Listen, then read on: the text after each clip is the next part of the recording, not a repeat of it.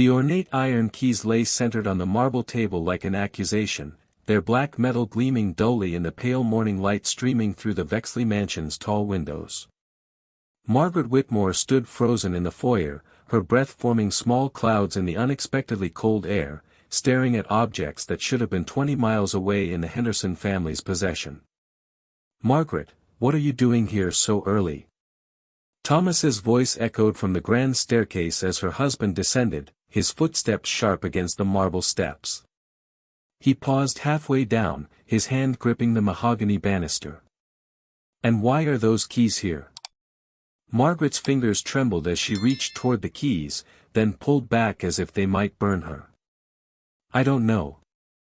I came to collect the final paperwork from the study, and I found them like this." Her voice carried a tremor she couldn't suppress. "Thomas, the Hendersons bought this house yesterday. They paid us in full. These keys should be in their hands, in their new home." Thomas descended the remaining steps quickly, his boots clicking against the marble with increasing urgency. As he approached the table, Margaret noticed something else, a piece of paper, hastily torn from what looked like a journal, tucked partially beneath the heavy key ring. The handwriting was erratic, desperate, as if written in darkness or tremendous haste. "There's a note," Margaret whispered, pointing at the crumpled paper. Thomas lifted the keys carefully, and Margaret saw his face pale as he read the scrawled message aloud, "The children won't stop singing. We cannot stay. God forgive us, we cannot stay." The words hung in the air between them like smoke. Margaret felt something cold settle in her chest, a weight that had nothing to do with the morning chill pervading the mansion. She had known the Henderson family for 3 years. William Henderson was a practical man, a successful merchant who had moved his wife and 2 young daughters to Savannah to expand his shipping business. They were not the type of people to abandon a house they had just purchased, especially not one they had saved 2 years to afford. "Where are their belongings?"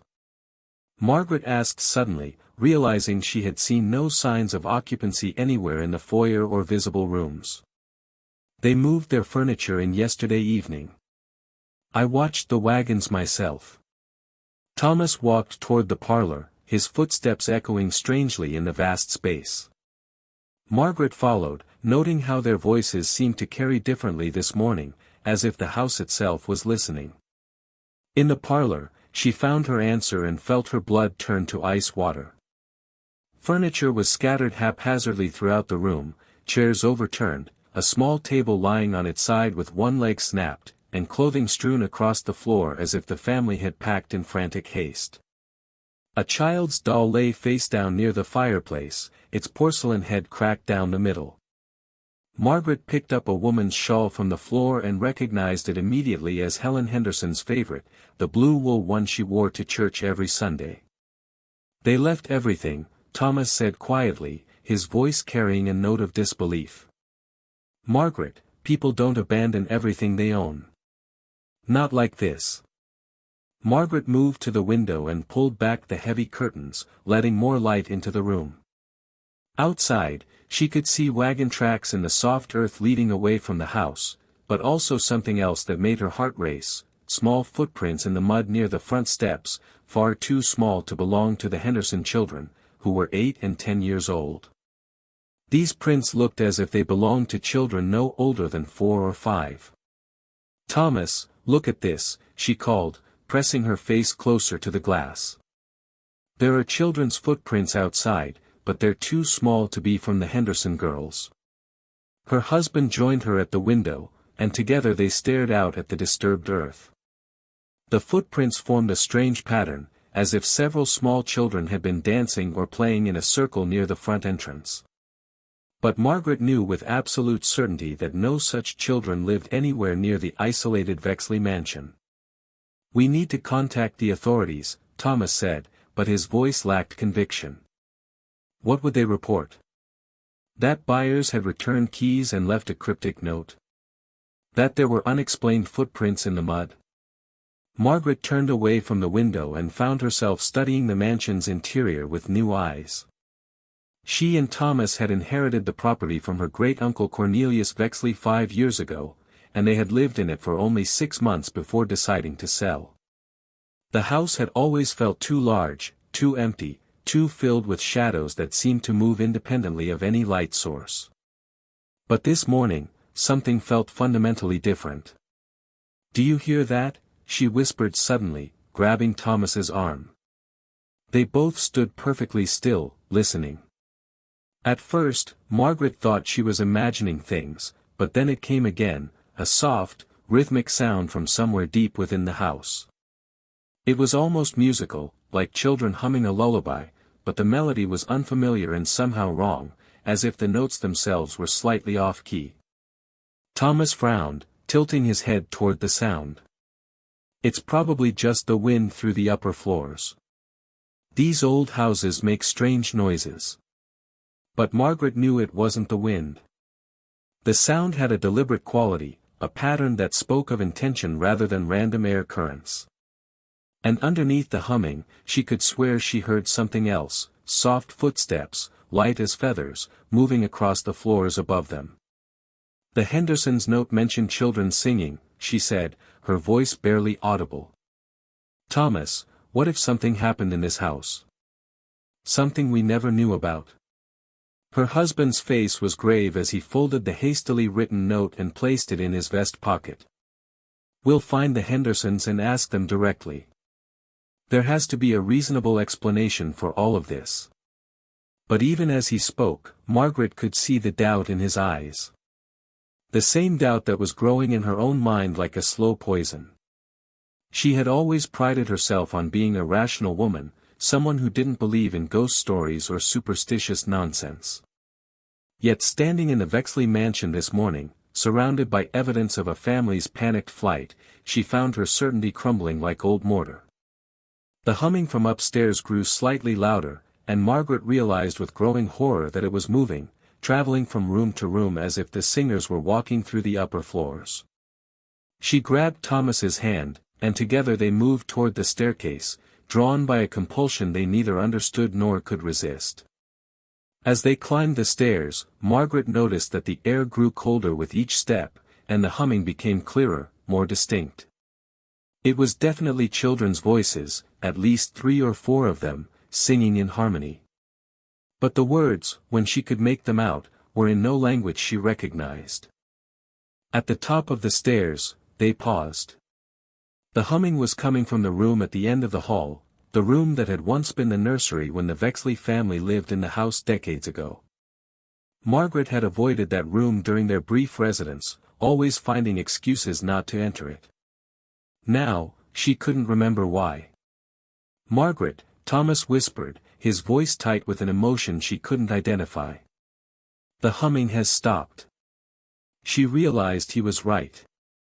The house had fallen completely silent, but somehow the silence felt more ominous than the strange singing had been. It was the kind of silence that feels like held breath, like something waiting to exhale.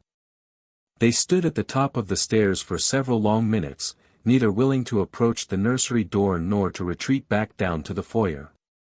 Finally, Margaret made the decision for both of them. "We're leaving," she said firmly. "Right now. We'll come back later with others, but we're not staying in this house alone." Thomas nodded immediately, and Margaret realized he had been thinking the same thing. They descended the stairs quickly, their footsteps now sounding abnormally loud in the oppressive silence. As they reached the foyer, Margaret glanced back once at the iron keys still lying on the marble table. "Should we take them?" she asked. "Leave them," Thomas replied without hesitation. "If someone wants them, they can come back for them." But as they opened the front door and stepped into the morning sunlight, Margaret heard something that made her blood freeze in her veins. From somewhere inside the house, she couldn't tell if it was upstairs or downstairs or coming from the very walls themselves, came the sound of children laughing. Not the innocent laughter of children at play, but something else entirely. Something that sounded delighted and hungry and far too knowing for young voices. Margaret slammed the door behind them and didn't look back as they hurried toward their carriage. But she knew, with a certainty that settled into her bones like winter cold, that this was only the beginning.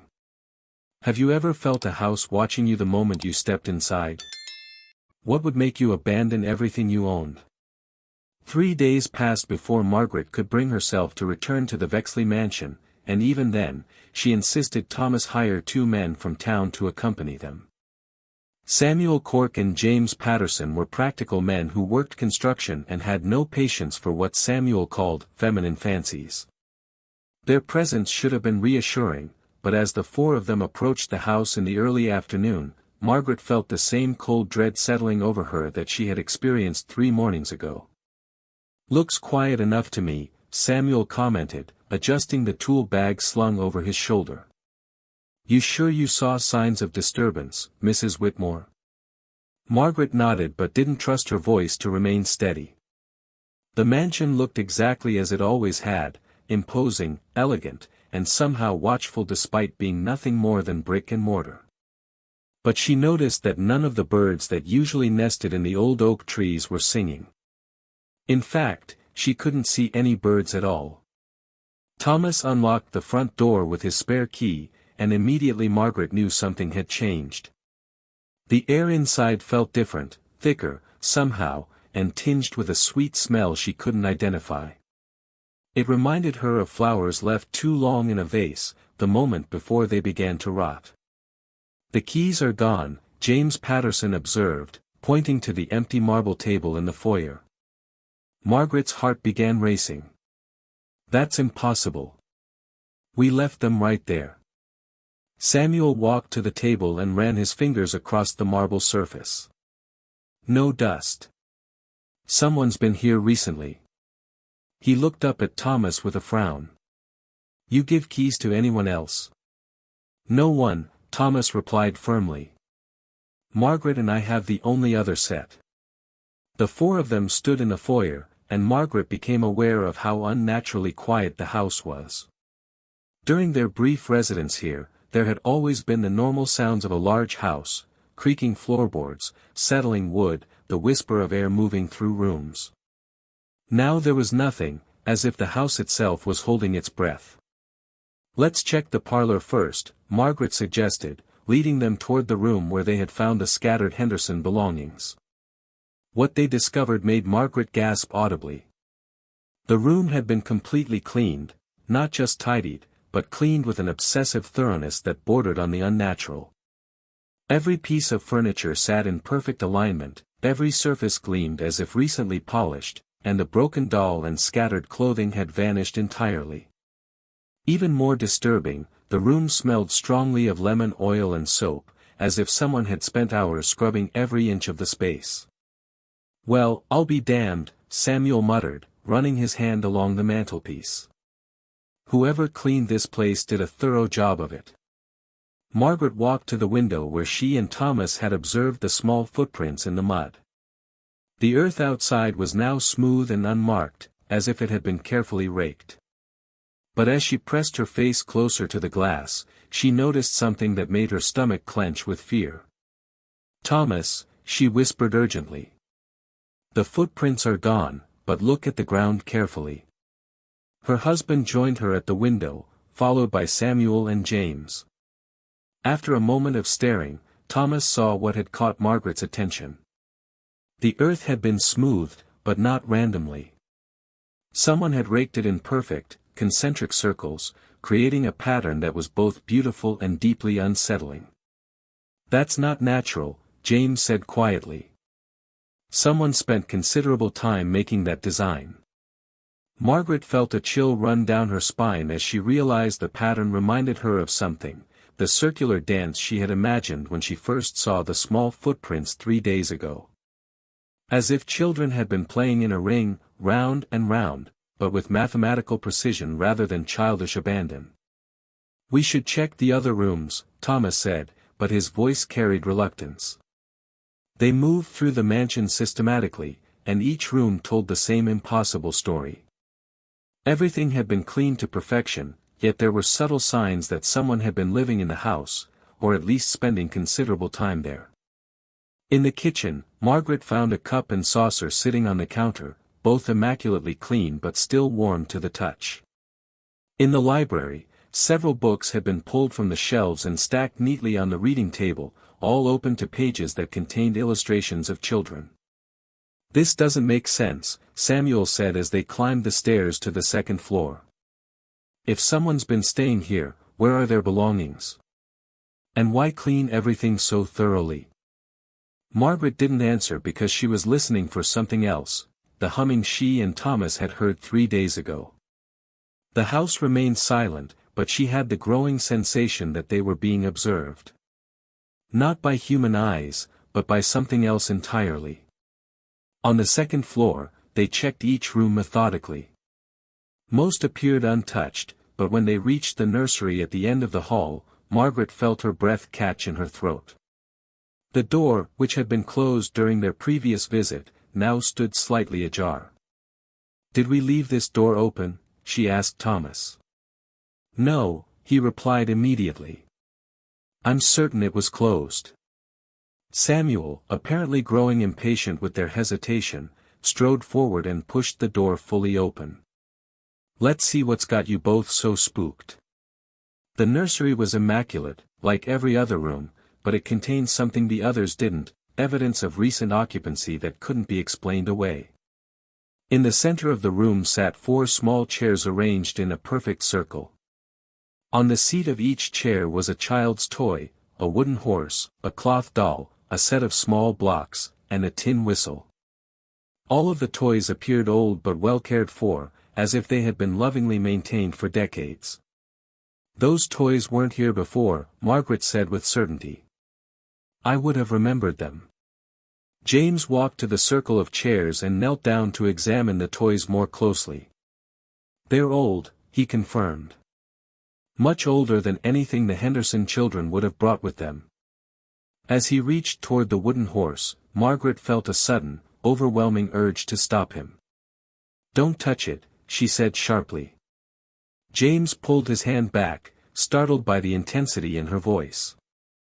"Why not?" Margaret didn't have a rational answer. She only knew that touching those toys felt wrong in a way she couldn't articulate. They looked innocent enough, the kind of playthings that should evoke warm memories of childhood, but something about their careful arrangement and pristine condition filled her with dread. "We should leave them as they are," she said finally. Samuel, who had been examining the walls, called out from the far corner of the room.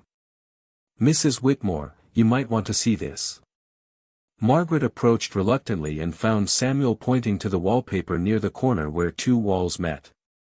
The paper was old and faded, with a pattern of small roses, but in several places, there were marks that looked distinctly like handprints, small handprints, the size a very young child might make.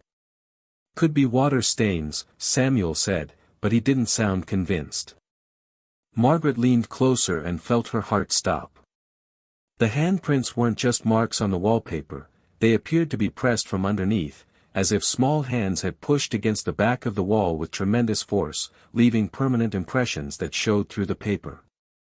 "We need to leave," she said suddenly, her voice high and strained. "Right now."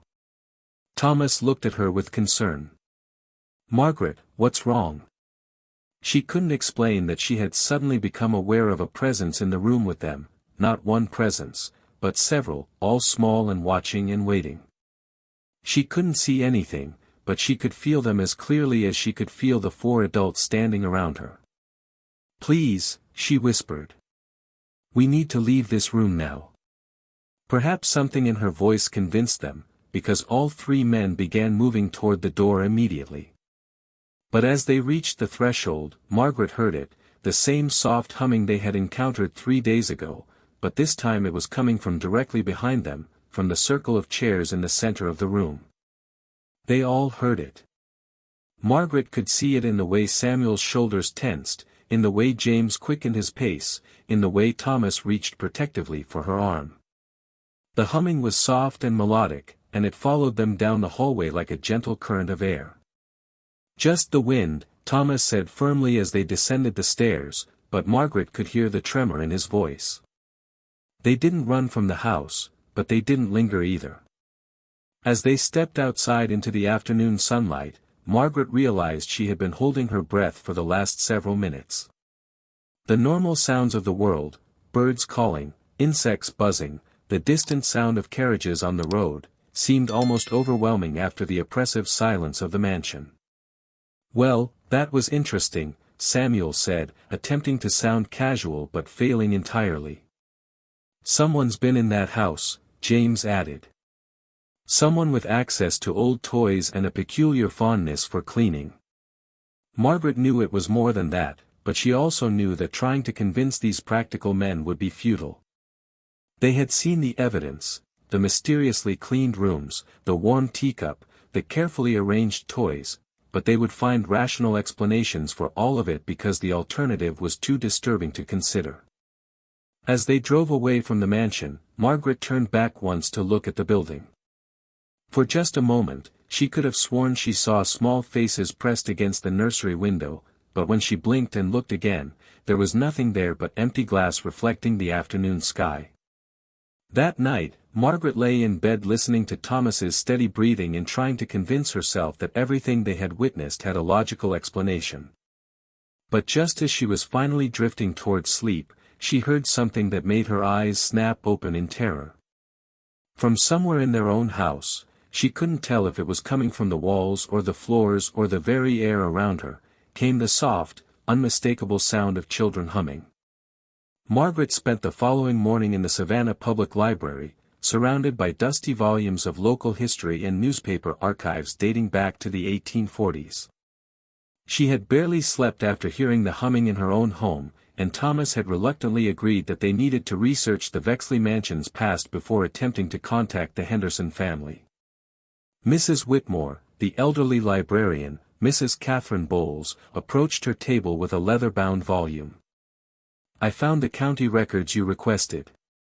The Vexley family history is quite extensive." Margaret accepted the book gratefully and began reading immediately. What she discovered in the first few pages made her hands shake with such violence that she nearly dropped the heavy volume. Cornelius Vexley had built the mansion in 1841 as a wedding gift for his young wife, Elena. The couple had been blessed with 3 children in rapid succession, twins Mary and Matthew, born in 1843, and their younger sister Sarah, born in 1845. According to the records, the family had been prosperous and well-regarded in Savannah society until the winter of 1847. On February 14, 1847, all 3 Vexley children had been found dead in the mansion's nursery. The official cause of death was listed as winter fever, but Margaret noticed several disturbing details in the coroner's report. The children had been discovered arranged in a circle in the center of the room, each holding a toy. More troubling, there were no signs that they had been ill, no physicians had been called to the house, no medicines had been purchased, and neighbors reported seeing the children playing in the garden just days before their deaths. Margaret turned the page and found a newspaper article from the Savannah Morning News dated February 20, 1847. The headline read, "Mystery Surrounds Death of Vexley Children," and the article contained details that made Margaret's blood run cold. According to several servants who had worked in the house, the children had been heard singing and playing in their nursery until the very morning they were found dead. One housemaid reported that she had heard them humming a strange melody, like nothing from any hymnal or songbook I ever knew. Another servant mentioned finding small handprints on the nursery walls that appeared to be made with some kind of red substance, though these marks had been scrubbed away before the authorities could examine them. Most disturbing of all was a quote from Elena Vexley herself, "They were not my children in those final days. Something else was using their voices, making them sing songs I never taught them. I tried to enter the nursery, but the door would not open, though I could hear them inside, laughing and playing with children who were not there." Margaret felt sick as she read Elena's words. The grieving mother had died less than a month after her children, reportedly throwing herself from the mansion's third-floor window. Cornelius Vexley had lived in the house alone for another decade before his own mysterious death in 1857. "Mrs. Whitmore, you look terribly pale," Mrs. Bowles observed with concern. Perhaps you should take some air. Margaret shook her head and continued reading. She discovered that the mansion had been sold and resold repeatedly over the following decades. No family had lived in it for more than 2 years, and most had left abruptly, often abandoning their possessions. The pattern was always the same: reports of children's voices, strange marks on walls, and an overwhelming sense of being watched by unseen eyes. One account from 1863 mentioned that the Hartwell family had fled the house after their young son began speaking with invisible playmates who taught him songs in a language that sounded like weeping. Another family, the Prescotts, had left in 1871 after finding their infant daughter's nursery rearranged every morning, with toys placed in careful circles and small handprints appearing on freshly cleaned walls. Margaret was so absorbed in her research that she didn't notice Mrs. Bowles approaching again until the librarian cleared her throat softly. "I'm sorry to disturb you, but I thought you should know, there's been someone asking about you." "What do you mean?" Margaret looked up from the book, her mind still reeling from the disturbing accounts she had been reading. "A woman came in about an hour ago, asking if anyone had been researching the Vexley house. She seemed quite agitated. Said her name was Helen Henderson." Margaret's heart began racing. "Helen Henderson? Where is she now?" "She left, but she asked me to give you this if you came in." Mrs. Bowles handed Margaret a folded piece of paper. Margaret opened the note with trembling fingers and read. "Mrs. Whitmore, I must speak with you immediately. What happened in that house? It's following us. The children won't stop singing, even here. Meet me at Forsyth Park at 3 o'clock if you want to know the truth about what your family has done. H. Henderson." Margaret looked at the library clock and saw that it was already 2:30. She gathered her things quickly and hurried out, leaving the historical volumes on the table. Forsyth Park was busy with afternoon visitors, but Margaret spotted Helen Henderson immediately. The woman sat alone on a bench near the fountain, looking haggard and frightened. She appeared to have aged 10 years in the few days since Margaret had last seen her. "Mrs. Henderson," Margaret called softly as she approached. Helen looked up with eyes that were rimmed with red and filled with terror. "You came. I wasn't sure you would believe my note." Margaret sat beside her on the bench. "What happened in the house? Why did your family leave so suddenly?" Helen laughed, but the sound held no humor, only bitter fear. "You don't know, do you? You really don't know what that place is?" "I've been researching the history," Margaret said. "I know about the Vexley children, about the families who left." "But you don't know about the handprints," Helen interrupted. "You don't know that they're still appearing." Margaret felt cold dread settle in her stomach. "What do you mean?" Helen pulled up the sleeve of her dress, revealing her forearm. Margaret gasped audibly. There, clearly visible on Helen's pale skin, were small handprints, the kind a child might make, but pressed so deeply into the flesh that they appeared to be permanent marks, like brands. "They appeared the first night we slept in that house," Helen whispered. "On me, on William, on both our daughters. Small hands, cold as winter, touching us while we slept. And the singing." She shuddered. "It never stopped. All night long, children singing in languages we couldn't understand." Margaret stared at the marks on Helen's arm. They were clearly not natural, too perfect, too deep, too precisely spaced to be anything other than supernatural. "Have you seen a physician?" "3 of them," Helen replied. "None can explain the marks. They don't fade, they don't hurt, but they're always cold to the touch." "And Mrs. Whitmore?" Helen grabbed Margaret's arm with desperate intensity. "They're spreading. Every day, there are more of them." Margaret looked more carefully at Helen's face and neck and realized with horror that there were indeed more handprints, faint ones, as if they were still forming, but unmistakably there. "It's not just the marks," Helen continued. It's the children themselves. We can see them now, Mrs. Whitmore. 3 of them, pale as death, always singing, always watching. They follow us everywhere. My daughters wake up screaming because they're standing at the foot of their beds, just staring. Where are you staying now? Margaret asked. With my sister in Charleston, but it doesn't matter. The distance doesn't matter. They're not bound by the house anymore. Helen's voice dropped to a whisper. I think we brought them with us when we left. Margaret felt as if the world was tilting around her. That's impossible. Helen rolled up her other sleeve, revealing even more handprints, these ones darker and more clearly defined. My sister's children are starting to hear the singing too. Whatever curse is on that house, it spreads like a disease. And Mrs. Whitmore, I need you to understand something, this isn't random. The children, they know things. They whisper names, dates, secrets. They told me about Elena Vexley, about how she tried to save her own children but failed. They told me about Cornelius, about what he did to bind them to that place. What did he do? Margaret asked, though she dreaded the answer. He made a pact, Helen said simply. A bargain with something that should never have been summoned. His children's lives in exchange for wealth and prosperity. But the entity that took them, it never left. It's been collecting children ever since, using them as bait to lure in more families.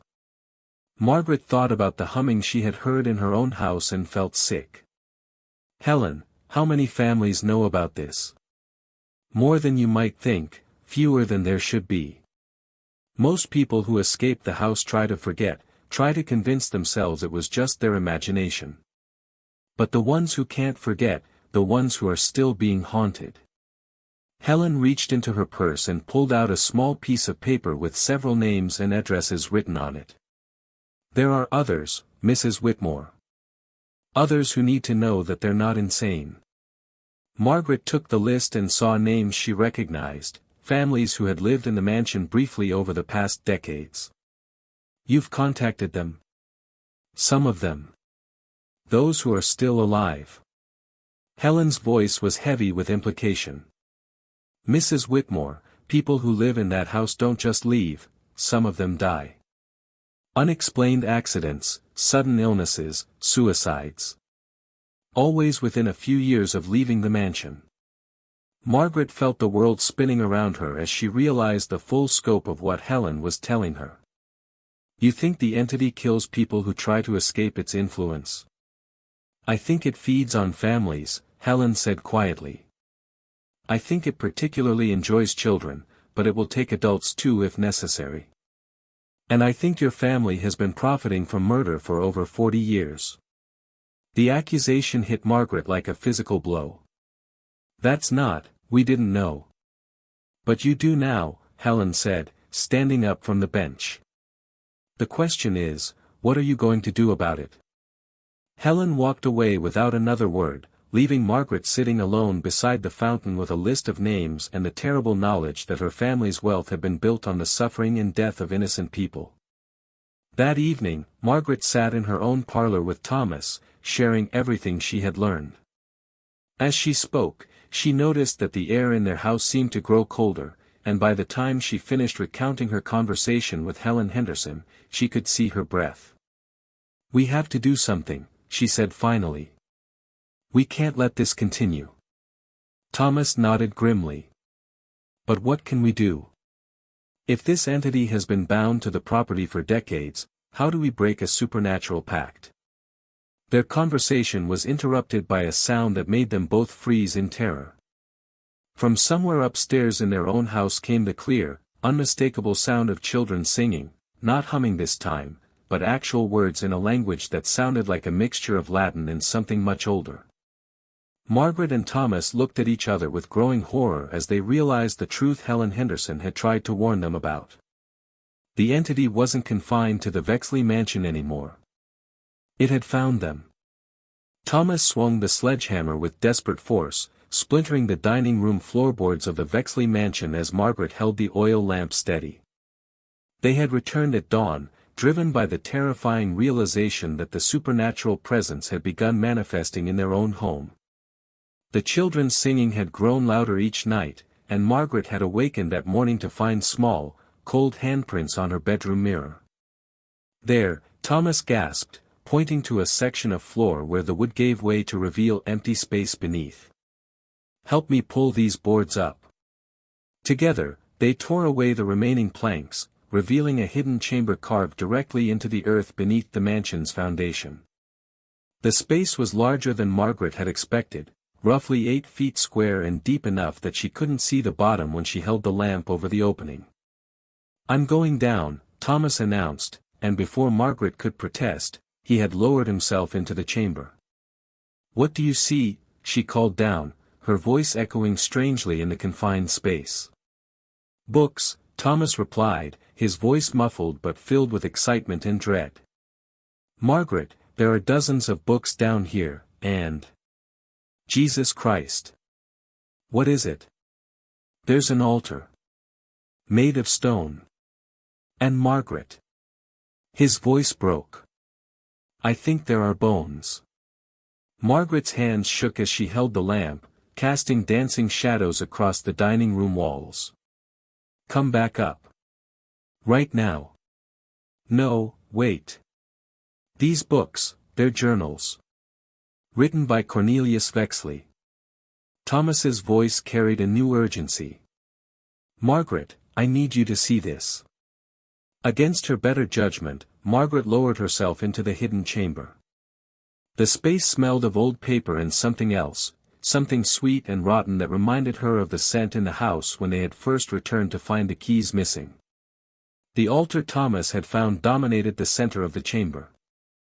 It was made of black stone that seemed to absorb rather than reflect their lamplight, and its surface was covered with symbols that hurt Margaret's eyes to look at directly. Arranged around the altar were dozens of leather-bound journals, some so old their covers were crumbling. But it was the bones that made Margaret's breath catch in her throat. Small bones, carefully arranged in patterns around the altar's base. The bones of children. "Dear God," she whispered. "Thomas, we need to leave. Right now." "Read this first," Thomas said, holding one of the journals open to a page written in Cornelius Vexley's careful handwriting. "Listen to what he wrote." Margaret forced herself to focus on the words, though every instinct screamed at her to flee. February 10, 1847. "The entity grows stronger with each offering. Elena suspects nothing, she believes the children are simply playing with imaginary friends. But I know the truth. The thing I summon feeds on innocence, on the pure life force that only children possess. In 3 days, when the moon is dark, I will complete the pact. My children's souls in exchange for wealth beyond measure, and the promise that my bloodline will prosper for generations." Margaret felt bile rise in her throat. He murdered his own children.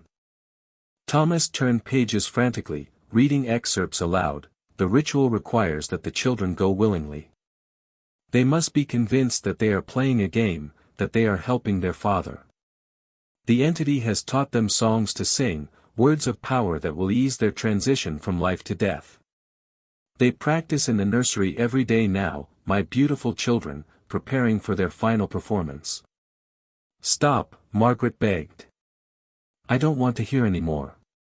But Thomas continued reading, his voice growing more horrified with each passage. "Elena tried to enter the nursery this morning, but the entity would not permit it. The children are no longer entirely mine, they belong to it now, body and soul. But the pact will be worth the sacrifice. My descendants will inherit wealth and power beyond imagination, built on the foundation of innocent blood." Margaret grabbed the journal from Thomas's hands and read the final entry herself. February 14, 1847. "It is done. My children sung their death songs beautifully, their voices rising in harmonies that seemed to come from another world entirely. The entity was pleased with the offering. It has promised me riches and guaranteed that my bloodline will prosper, but it has also made another promise, one I did not expect. It will remain bound to this house and this family forever. It will protect my descendants by claiming any who would harm them. I thought this was a gift, but now I fear I may have condemned my family to something far worse than poverty. Thomas took the journal back and continued reading. The entity hungers constantly. The death of my 3 children was only the beginning, it requires more.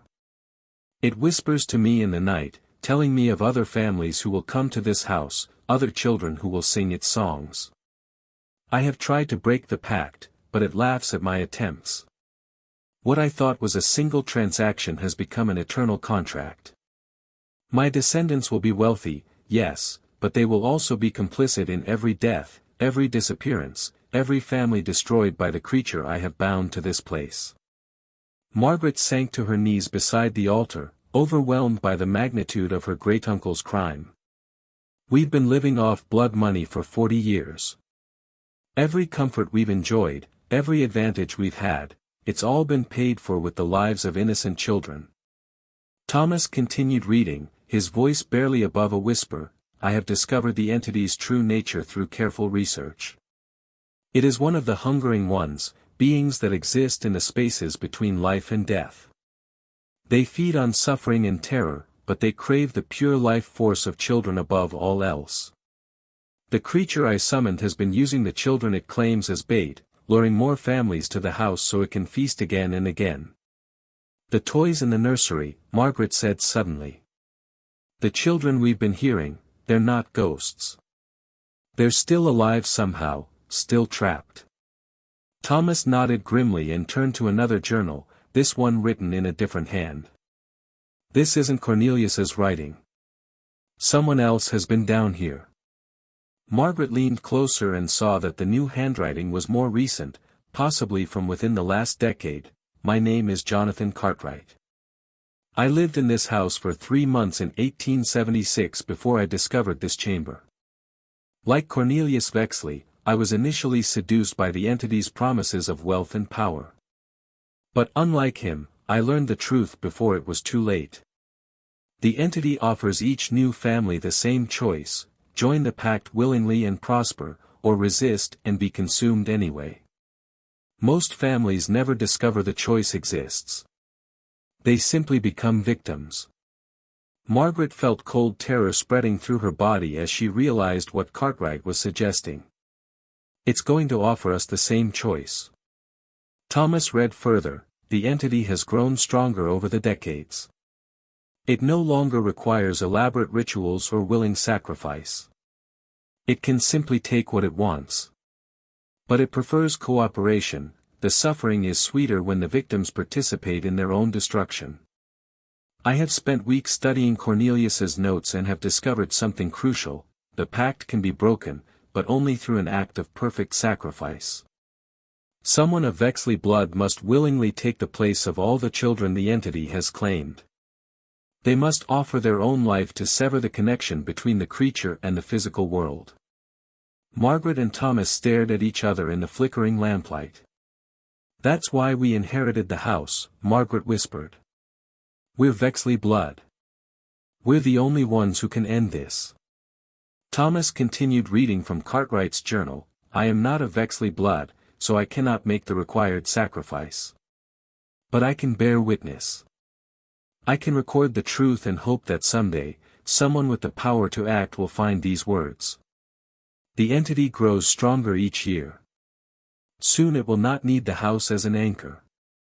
It will be able to spread throughout Savannah, then beyond. Unless someone stops it, this creature will eventually claim every child in Georgia. Margaret felt the weight of terrible knowledge settling on her shoulders. We have to do it. We have to make the sacrifice. There might be another way, Thomas said desperately, flipping through more pages. Maybe we can find some other method to break the pact. But even as he spoke, they both became aware of a new sound echoing through the hidden chamber, children's laughter, coming from all around them, as if the very walls were alive with young voices. The laughter was not joyful but hungry, anticipating. Margaret looked up toward the opening in the dining room floor and saw something that made her scream. Small faces were peering down at them, the pale, translucent faces of children, their eyes black as coal and their mouths open in silent song. There were far more than 3. Margaret counted at least a dozen before her nerve broke and she couldn't look anymore. "It knows we found the truth," she whispered. "It's been waiting for us."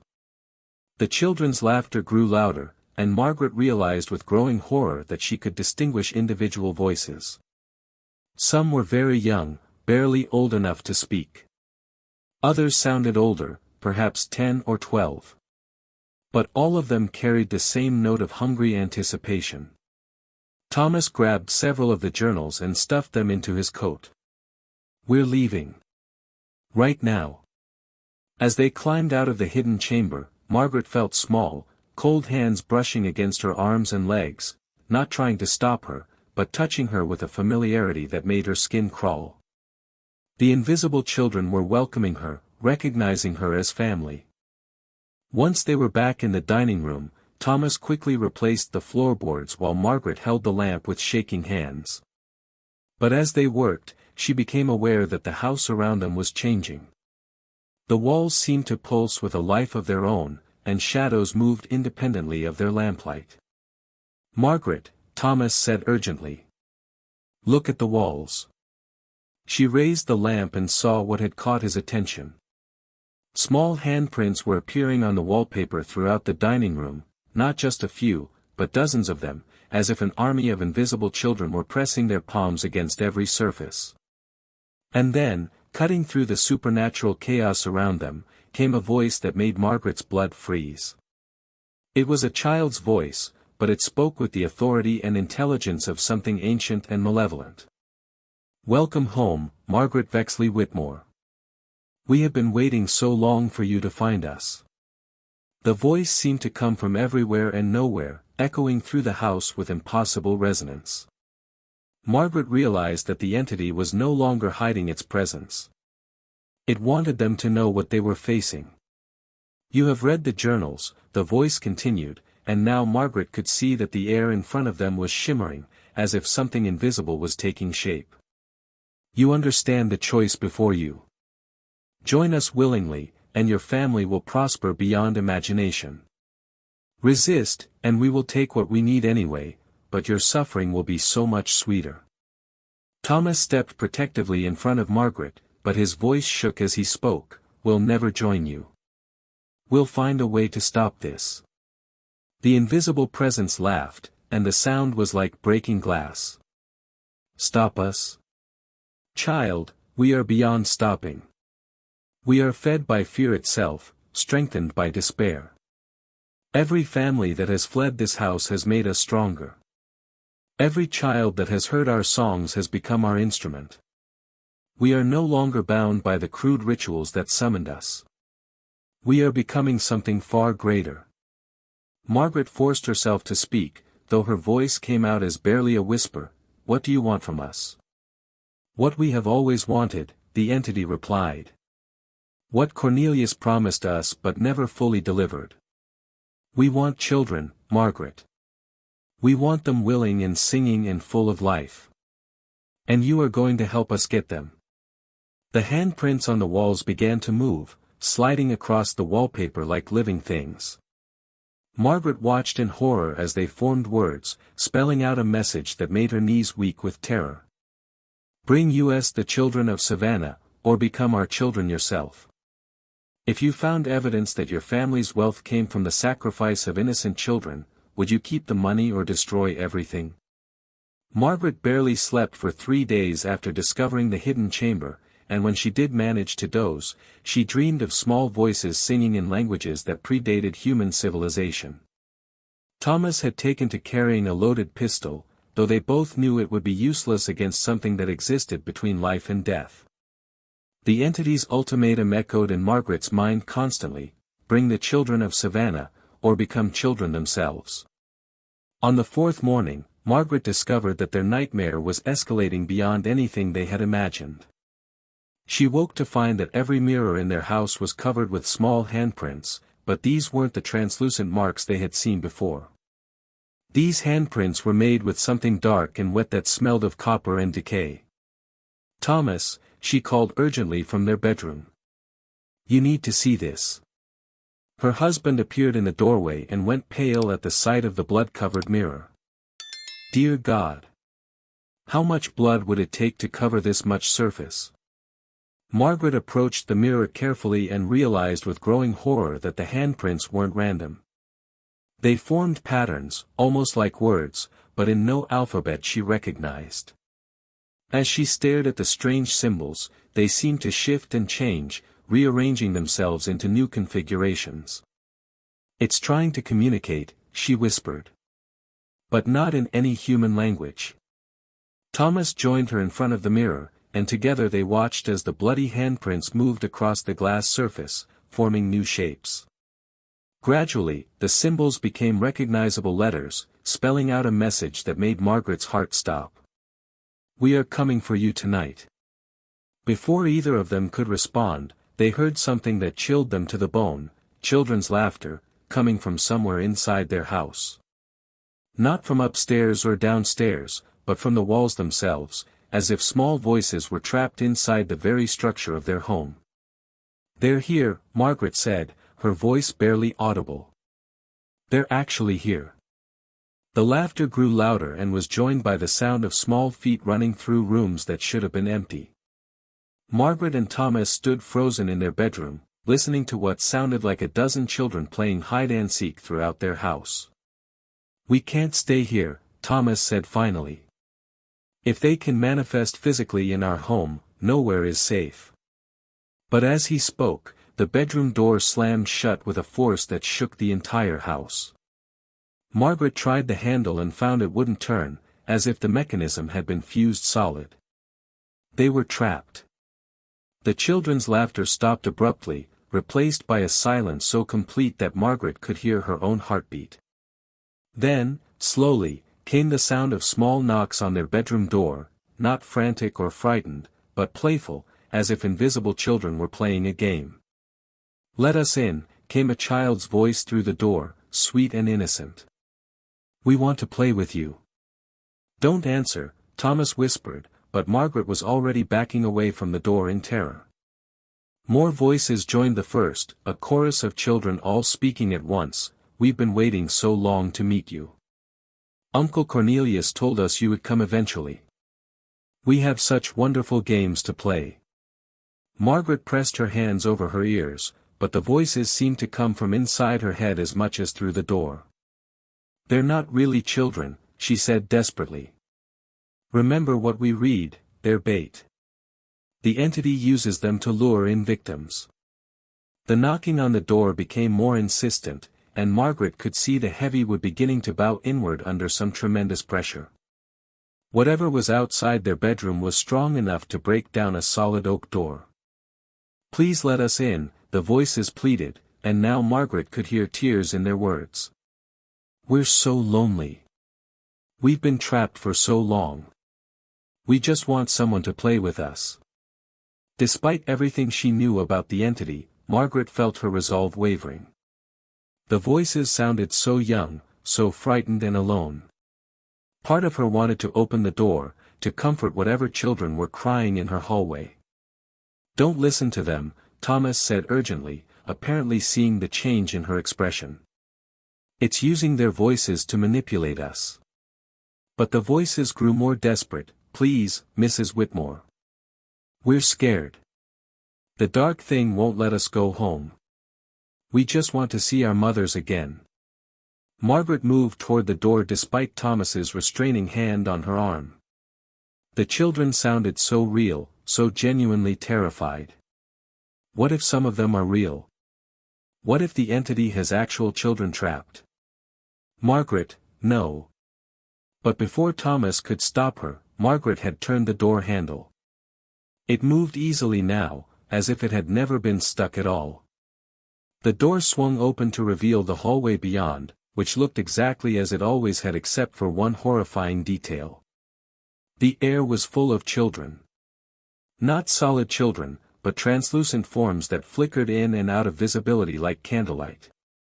Margaret counted at least 20 of them, ranging in age from toddlers to teenagers. They wore clothing from different eras, some in simple colonial dresses, others in more recent fashions. All of them had the same black eyes and pale skin that seemed to glow with an inner light. "Thank you for letting us in," said a girl who appeared to be about 8 years old. She wore a dress that Margaret recognized as being from the 1840s, possibly one of the original Vexley children. "We've been waiting outside your door for such a long time." The children began filing into the bedroom with an eerie, unnatural silence. Their feet made no sound on the wooden floor, and when they moved past furniture, Margaret could see through them to the objects beyond. "What do you want?" Margaret asked, her voice shaking. "We want to go home," said a boy who looked no older than 5. "But the dark thing won't let us. It says we have to bring it more children before we can rest." Margaret felt tears streaming down her face as she looked at the assembled spirits. "How long have you been trapped?" "I don't remember," said the girl in the 1840s dress. "Time doesn't work the same way when you're between life and death. Some of us have been here since the beginning. Others are newer." A teenage boy stepped forward, and Margaret could see that his clothing was more recent, perhaps from the 1870s. "Mrs. Whitmore, you have to understand, we don't want to hurt anyone. But the entity feeds on our existence. If we don't bring it what it wants, it makes our existence unbearable. It can cause us pain even though we're dead." "What kind of pain?" Thomas asked quietly. "The pain of dying, over and over again," the boy replied. "It makes us relive our deaths continuously until we agree to do what it wants. And our deaths weren't peaceful, Mr. Whitmore. They were terrifying and agonizing, and the entity can make us experience them forever." Margaret sank onto the edge of the bed, overwhelmed by the horror of what she was hearing. "You're being tortured into compliance. The entity isn't just hungry," explained the young girl. "It's sadistic. It enjoys our suffering as much as it enjoys feeding on new victims.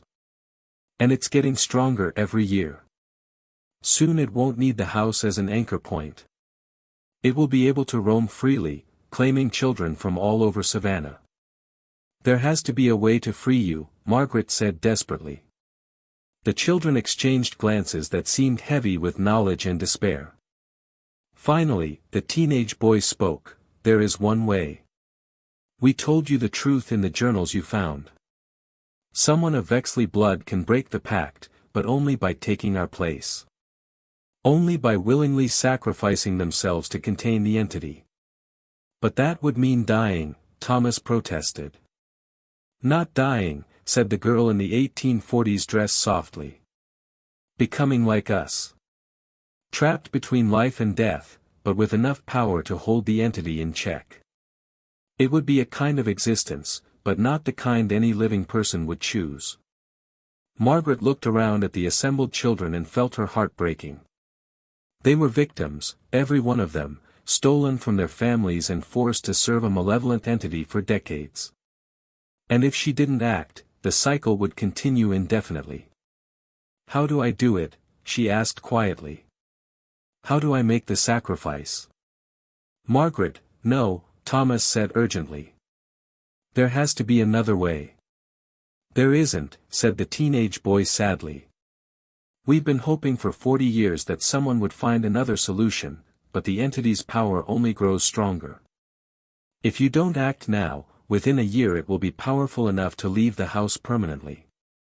The young girl approached Margaret and reached out with a translucent hand that felt cold as winter air against Margaret's cheek. "If you choose to take our place, we'll finally be able to rest. But you'll become the guardian, bound to prevent the entity from spreading beyond the house. It would be a terrible burden, Mrs. Whitmore." Margaret looked at Thomas and saw the anguish in his eyes. She knew he would try to stop her if she decided to make the sacrifice, but she also knew that she couldn't live with herself if she allowed the entity to continue claiming innocent children. "When?" she asked simply. "Tomorrow night," said the teenage boy. "When the moon is dark, just as it was when Cornelius made his original pact. You'll need to return to the hidden chamber beneath the house and perform the reversal ritual. We can teach you the words, but once you speak them, there will be no going back." As the children began to fade from visibility, Margaret heard the girl's voice one last time. "Think carefully, Mrs. Whitmore. What we're asking of you is not a small thing. But if you don't do it, the entity will eventually claim every child in Savannah. And then it will spread beyond the city, growing stronger with each victim until nothing can stop it." When the children were gone, Margaret and Thomas sat in their bedroom in complete silence, both understanding that they had reached the point where all of their choices led to tragedy. Margaret spent the day writing letters, to her sister in Charleston, to their attorney, to the mayor of Savannah. Letters that would never be sent, but that helped her organize her thoughts as she prepared for what she had decided to do. Thomas had begged her to reconsider, had suggested they flee Savannah entirely, but Margaret knew that running would only delay the inevitable. The entity would follow them, just as it had followed the Henderson family, and eventually it would grow strong enough to claim victims regardless of distance. As the sun set on what would be her last day as a living woman, Margaret found herself standing in the parlor of their home, looking at all the possessions they had accumulated over their years of marriage. Beautiful furniture, imported china, expensive artwork, all of it purchased with money that ultimately traced back to Cornelius Vexley's blood pact. Every comfort they had enjoyed was built on the suffering of innocent children. "I can't let it continue," she said aloud, though Thomas had retreated to his study hours ago, unable to watch her prepare for what he saw as suicide. At 11 o'clock, Margaret walked to Thomas's study and found him sitting in his leather chair, staring into the cold fireplace with a glass of whiskey in his hands. He didn't look up when she entered. "It's time," she said softly. Thomas raised his eyes to meet hers, and Margaret saw that he had been crying. "There has to be another way. We could burn the house down. We could contact the church, bring in priests to perform an exorcism. We could do all of those things," Margaret interrupted gently, "and the entity would simply find another anchor point. It's too strong now, Thomas. The only way to contain it is from the inside." Thomas stood and crossed to her, taking her hands in his. "I can't lose you. You lost me the moment we inherited that house," Margaret replied. "We both lost ourselves. We've been living a lie, Thomas, built on other people's pain. This is the only way to make it right." Together, they drove to the Vexley mansion through the dark streets of Savannah. The house loomed against the night sky like a wound in the world, its windows reflecting starlight in ways that seemed wrong, as if the glass itself was alive and watching. Inside, Margaret made her way to the dining room while Thomas waited in the foyer, unable to bring himself to witness what she was about to do. Margaret had memorized the ritual words the children had taught her, words in the same ancient language she had seen written in blood on her mirror. As she pried up the floorboards and descended into the hidden chamber, Margaret felt a strange sense of peace settling over her. She had spent days terrified of what was coming, but now that the moment had arrived, she found herself thinking about all the children she would be setting free. 20 or more young souls who had been trapped in agony for decades, finally able to find rest. The chamber looked different now. The altar in the center glowed with a faint, sickly light, and the journals scattered around its base fluttered as if touched by an unfelt wind. Margaret could sense the entity's presence more strongly here, a vast, hungry intelligence that pressed against her mind like a physical weight. "So you have come to make the trade," the entity's voice filled the chamber, though Margaret could see no source for it. Cornelius's descendant, finally ready to honor the family debt. "I'm here to end it," Margaret said firmly. "Not to join you, but to bind you." The entity laughed, and the sound made the stone walls tremble. "You understand so little, child. There is no binding me now. I have grown beyond the need for such crude restraints. Your sacrifice will simply make me stronger. Margaret felt doubt creeping into her mind, but she forced herself to remember the children's faces, their desperate hope that someone would finally free them. The children told me how to reverse the pact. They said if someone of Vexley blood willingly took their place. The children told you what they needed to tell you to bring you here, the entity interrupted. Did you think I would allow them to reveal the true nature of tonight's ritual? You are not here to free them, Margaret Whitmore. You are here to complete what Cornelius began. The chamber filled with children's laughter, not the innocent sounds Margaret had heard before, but something twisted and wrong. She realized with growing horror that the young spirits she had trusted had been tools of the entity all along, manipulated into lying to her just as they had been manipulated into serving as bait for other families. The true ritual requires a willing sacrifice of Vexley blood, the entity continued, its voice now seeming to come from the altar itself. But not to contain me, to set me free. To give me enough power to leave this place permanently and spread throughout the world. Your death will be the final component in a spell that will make me unstoppable. Margaret backed toward the chamber entrance, but found her way blocked by invisible barriers. The children's laughter grew louder, and now she could see them materializing around the altar, not as innocent victims, but as corrupted beings with black eyes and smiles full of sharp teeth. You tricked me, she whispered. We have been tricking families for 40 years, said the girl in the 1840s dress, her voice now carrying the same malevolent intelligence as the entity itself. We tell them whatever they need to hear to bring them to the chamber. Most come because they think they can destroy us. Others, like you, come because they think they can save us. The motivation doesn't matter, only the blood. Margaret realized that everything had been a lie. The children weren't trapped victims, they were extensions of the entity, pieces of its consciousness wearing the faces of the dead. They had never wanted freedom because they had never been enslaved. They were the entity, and the entity was them. But you made one mistake, Margaret said, surprising herself with the steadiness of her voice. She reached into her coat and pulled out the bottles of kerosene she had brought, along with the matches. You assumed I came here to perform your ritual. The entity's laughter stopped abruptly. What are you doing? What I should have done the moment I learned the truth, Margaret replied, pouring kerosene over the ancient journals and wooden altar supports. I'm burning it all down. The corrupted children rushed toward her, their translucent forms suddenly becoming solid and grasping, but Margaret was faster. She struck a match and dropped it onto the kerosene-soaked altar.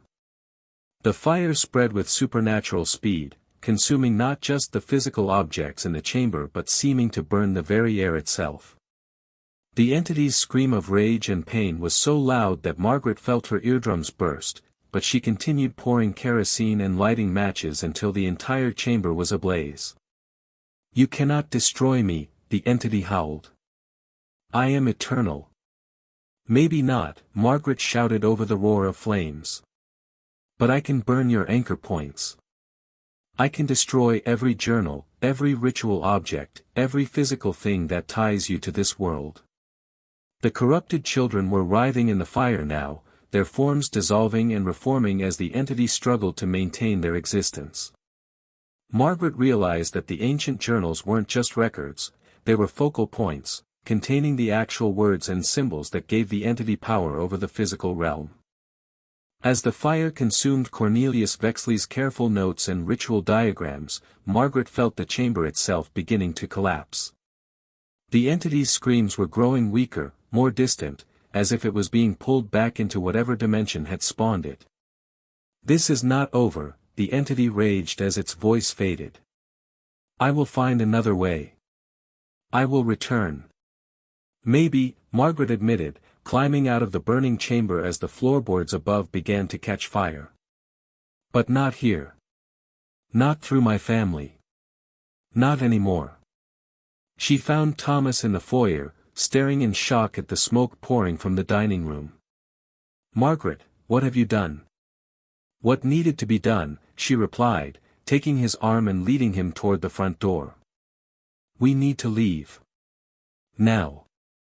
As they fled the mansion, Margaret looked back once to see flames pouring from every window.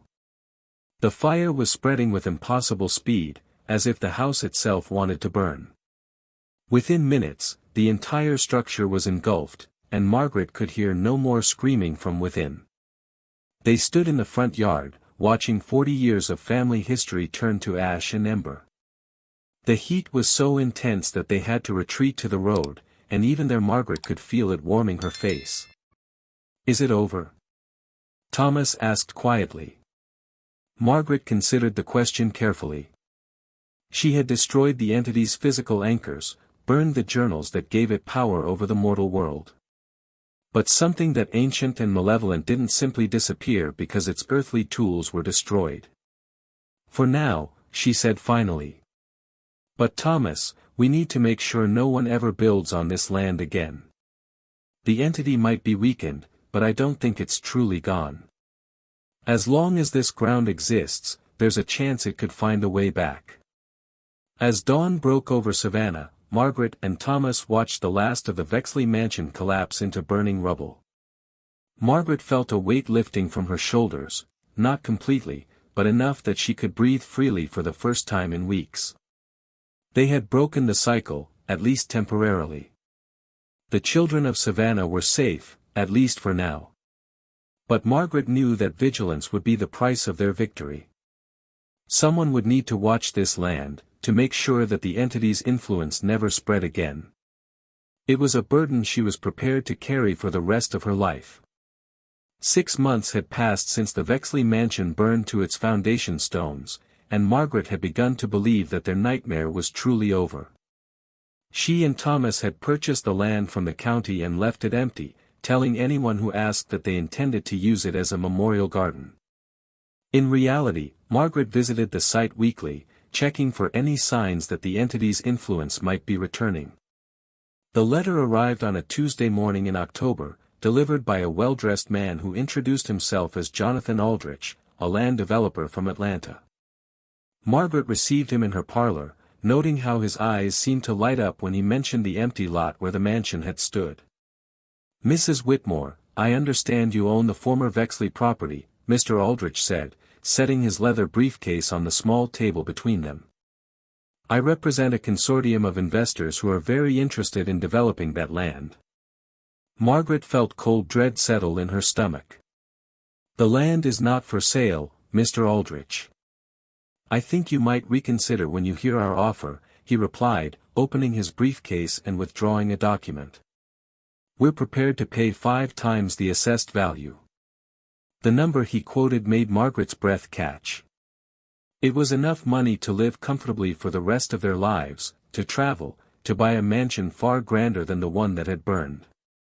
But as she stared at the contract, she noticed something that made her hands shake. The proposed development was for a children's school. "You want to build a school there?" she asked, her voice carefully controlled. "A boarding school for gifted children," Mr. Aldrich confirmed enthusiastically.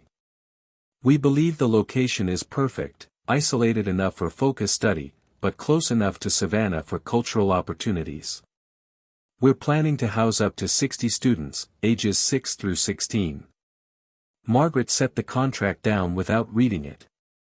"I'm not interested." "Mrs. Whitmore, perhaps you don't understand the scope of what we're offering." "I understand perfectly," Margaret interrupted. "And my answer is no. The land is not for sale at any price."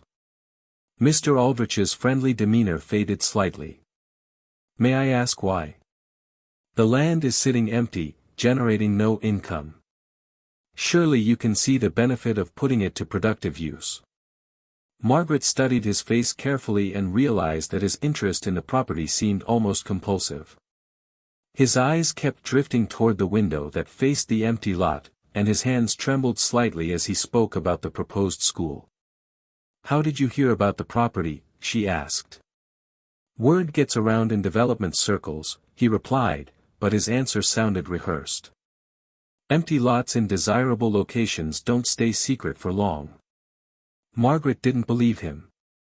The Vexley property wasn't particularly desirable, it was too isolated for most commercial uses and too close to the swampy areas south of Savannah for residential development. No rational developer would have chosen it for a school when better locations were available closer to town. "I'm afraid I'll have to ask you to leave," Margaret said, standing from her chair. Mr. Aldrich's mask of civility slipped completely. "Mrs. Whitmore, you're making a serious mistake. My investors are very committed to this project. If you won't sell willingly, there are other ways to acquire property." The threat was barely veiled, but Margaret felt less fear than she expected. Instead, she felt anger that something was still trying to manipulate people into bringing children to the cursed ground. "Mr. Aldrich," she said quietly, "I think you should know that the previous mansion burned down under very unusual circumstances. The land has a history that makes it unsuitable for any kind of school." For just a moment, Mr. Aldrich's expression changed. His eyes became unfocused, as if he was listening to something Margaret couldn't hear. When he looked at her again, his pupils seemed darker than they had been.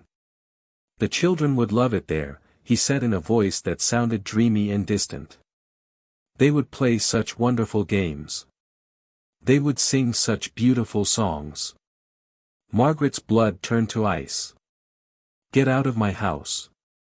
Now." Mr. Aldrich blinked and seemed to come back to himself.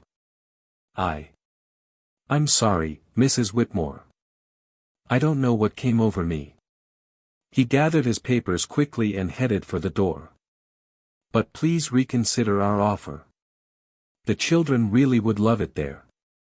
After he left, Margaret sat in her parlor for a long time, staring out the window toward the empty lot.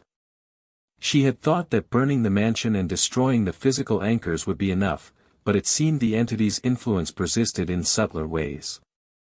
That evening, she shared her concerns with Thomas over dinner.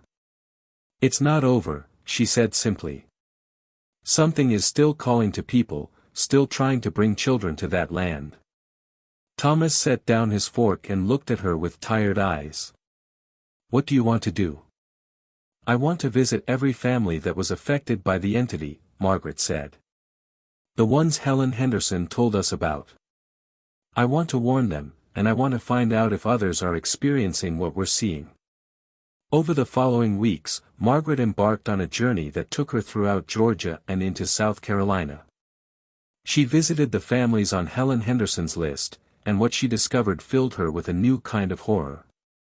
The Blackwood family in Atlanta had lost their youngest daughter to a mysterious illness shortly after living in the Vexley mansion for 2 months in 1879.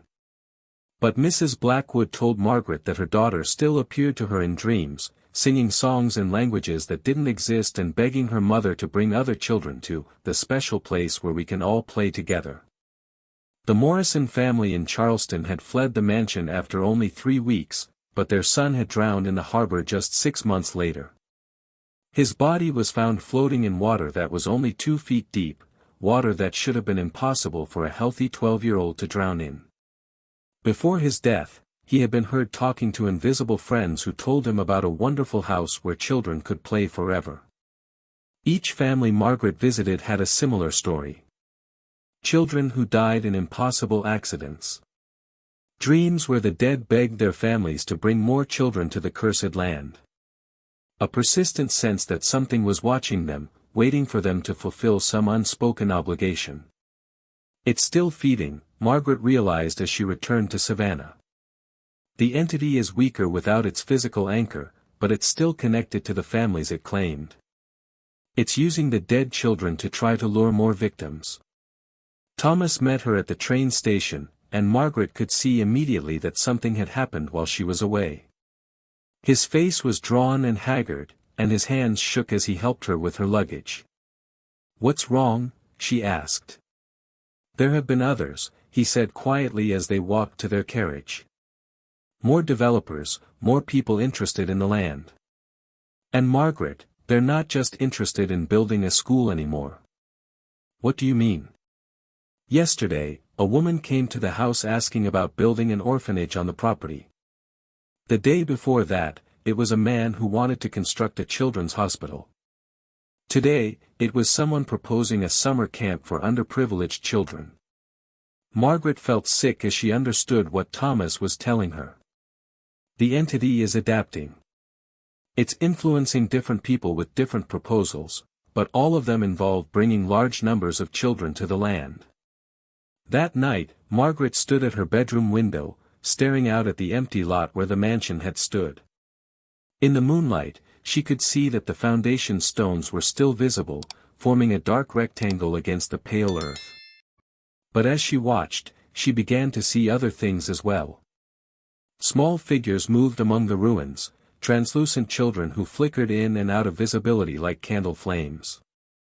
They were playing some kind of game, running in circles around the foundation, their mouths open in silent laughter. And as Margaret watched, more children appeared, spirits that looked newer, more recent, wearing clothes from the past few decades rather than the historical garments she had seen before. The entity was still claiming victims. Even without its physical anchor, it was somehow drawing children to itself, adding to its collection of enslaved spirits. Margaret realized with growing horror that destroying the mansion hadn't ended the curse, it had only changed its methods. She watched the ghostly children play until dawn, noting how their games always brought them back to the center of the foundation, to the spot where Cornelius Vexley's altar had once stood. Even in death, even as spirits, they were still bound to that place, still serving the entity that had claimed them. Over the following months, Margaret developed a routine. Every morning, she would visit the empty lot, checking for signs of new spiritual activity. Every evening, she would research the people who approached them about developing the land, looking for patterns that might tell her how the entity was selecting and influencing its potential agents. What she discovered was that the entity had become more sophisticated in its approach. Rather than relying on crude manipulation or obvious supernatural influence, it was now working through perfectly rational people who believed they were acting on their own initiative. The developers, the philanthropists, the city planners who showed interest in the land all had reasonable explanations for their proposals. But when Margaret dug deeper, she found that each of them had some connection to the families the entity had previously claimed. Mr. Aldrich, the first developer, was the nephew of a family that had lived in the mansion briefly in 1868. The woman who proposed the orphanage was married to a man whose grandfather had been one of Cornelius Vexley's business partners. The children's hospital advocate was the daughter of a family that had fled the house after only a week in 1875.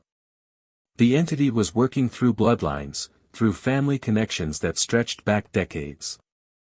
It was using the living descendants of its previous victims to bring new children to the cursed ground. Margaret began keeping detailed records, documenting every approach, every proposal, every person who showed unusual interest in the empty lot. She started writing letters to newspapers in surrounding cities, warning about the dangers of the property without mentioning anything supernatural. She contacted local officials, suggesting that the land be designated as a historical site that could never be developed. But for every obstacle she created, the entity found new ways around them. When she managed to have the property declared historically significant, developers suddenly appeared with proposals for historical recreation centers, where children could learn about colonial life. When she convinced city planners that the land was unsuitable for construction, philanthropists emerged with ideas for outdoor educational programs. Thomas grew increasingly worried about Margaret's obsession with protecting the empty lot. "You can't watch it forever," he told her one evening as she prepared for another late-night vigil. "What happens when we're gone? Who will take over?" Margaret had been thinking about the same question. She was 43 years old, and Thomas was 47. They had perhaps 30 years left, maybe 40 if they were fortunate. But the entity was patient in ways that human beings could never be. It could wait decades for the right opportunity, the right combination of circumstances that would allow it to claim new victims. "We need to find others," she said finally. Other families that were affected. People who understand what we're dealing with and are willing to help protect future generations. It took Margaret 2 years to assemble what she privately thought of as her network, a loose association of families throughout the southeastern United States who had been touched by the entity's influence. Most were descendants of people who had lived in the Vexley mansion, but some were connected to other properties where similar supernatural incidents had occurred. Margaret discovered that the entity was not unique. There were other places, other houses, other pieces of land where malevolent beings had been summoned and bound through blood sacrifice. The network she built was dedicated to monitoring these locations, preventing development that might strengthen the creatures, and warning potential victims. But even with help, Margaret knew that their vigilance was only a temporary solution. The entity was patient, and it was learning. Each attempt to bring children to the cursed land was more sophisticated than the last, more difficult to detect and prevent. 5 years after the mansion burned, Margaret received a letter that made her realize just how far the entity's influence had spread. It was from a woman named Sarah Clifton in New Orleans, who wrote, "Mrs. Whitmore, I hope you will forgive the presumption of a stranger writing to you, but I have heard that you have experience with certain, unusual properties. I am writing to warn you that there are people in my city asking questions about the old Vexley land. They claim to be historians, but their questions are very specific. They want to know about the foundation stones, about whether anything was buried beneath the original house, about the exact location where the building once stood. I thought you should know that interest in your property is spreading beyond Savannah." Margaret shared the letter with Thomas, and together they realized that the entity was casting a wider net, using people from distant cities to research the property and plan new approaches. It was no longer limiting itself to local developers and philanthropists. "It's getting stronger," Margaret said with certainty. "The more time passes, the more influence it regains. Eventually, it will find a way to bring children to that land, and when it does." She didn't finish the sentence, but both she and Thomas understood the implications. If the entity managed to claim even one child, it would have enough power to begin rebuilding its physical presence. The sacrificial death of an innocent would allow it to manifest more strongly, to influence more people, to spread its corruption beyond the empty lot. Margaret made a decision that would define the rest of her life. She would dedicate herself completely to protecting the cursed land, not just from development, but from any human presence that might give the entity an opportunity to claim new victims. She would become the guardian that the false children had claimed she could be, but on her own terms. She began spending her days on the property itself, ostensibly as a caretaker maintaining a memorial garden, but actually as a sentinel watching for any sign of supernatural activity. She planted flowers around the foundation stones, erected a small fence to discourage casual visitors, and put up signs declaring the area a private memorial to victims of historical tragedies. Most importantly, she never allowed children near the property. When curious families approached, attracted by the garden's beauty, Margaret would politely but firmly turn them away. When school groups requested permission to visit for historical education, she declined. When teenagers came to explore what they had heard was a haunted location, she called the authorities to have them removed. The years passed, and Margaret aged into an elderly woman whose entire life revolved around protecting a piece of empty ground. Thomas died in 1901, and Margaret found herself alone with her terrible knowledge and her sacred duty. But even in old age, even with her hair gone white and her hands grown frail, Margaret never stopped watching. Because she knew that the entity was still there, still waiting, still growing stronger with each passing year. And late at night, when the moon was dark and the air was still, she could still hear them, the ghostly children who danced among the foundation stones, singing their wordless songs and playing their eternal games, forever trapped in service to something that should never have been given power over the innocent. Margaret Whitmore died in 1910, still sitting in her chair beside the memorial garden, still watching over the cursed ground. The local newspaper obituary described her as a devoted wife and community member who had dedicated her later years to maintaining a historical memorial. But those who knew the truth understood that her death marked the end of an era. With Margaret gone, there was no one left who fully understood the entity's nature, no one who could recognize its subtle influences and manipulations. Within 6 months of Margaret's death, the Savannah City Council received a proposal from a group of philanthropists who wanted to build a children's recreation center on the former Vexley property. The proposal was approved unanimously, with council members noting that it was exactly the kind of positive development that would honor the memory of Mrs. Margaret Whitmore, who had cared so deeply about the welfare of children.